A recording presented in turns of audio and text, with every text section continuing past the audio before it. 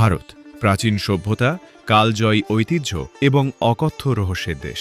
কালের বালির নিচে চাপা পড়ে থাকা হারিয়ে যাওয়া শহরগুলি থেকে শুরু করে পবিত্র গ্রন্থগুলিতে যেখানে উড়ন্ত যন্ত্র এবং মহাজাগতিক যুদ্ধের কথা বলা হয়েছে।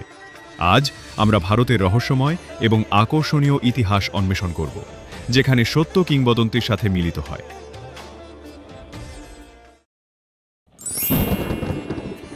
দ্বারকা শহর, যা স্বয়ং ভগবান কৃষ্ণের দ্বারা নির্মিত বলে কথিত, দীর্ঘদিন ধরে একটি পৌরাণিক কাহিনী হিসেবে বিবেচিত ছিল।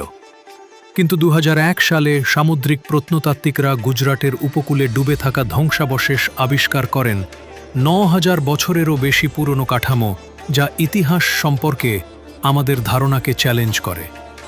এটি কি প্রাচীন গ্রন্থে বর্ণিত হারিয়ে যাওয়া শহর, নাকি আমরা কি একটি ভুলে যাওয়া সভ্যতার দিকে তাকিয়ে আছি, যা আমাদের কল্পনার চেয়েও অনেক পুরনো?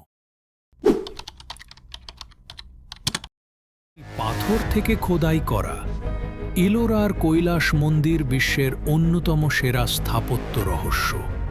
কথা আছে যে 8ম শতাব্দীতে নির্মিত 2000 টনেরও বেশি পাথর অপসারণ করা হয়েছিল। নির্মিত হয়নি, বরং খোদাই করা হয়েছিল অকল্পনীয় নির্ভুলতার সাথে। কোনো নীল নকশা নেই, কোনো আধুনিক সরঞ্জাম নেই, শুধু প্রাচীন প্রতিভা। নাকি এটি আরও কিছু?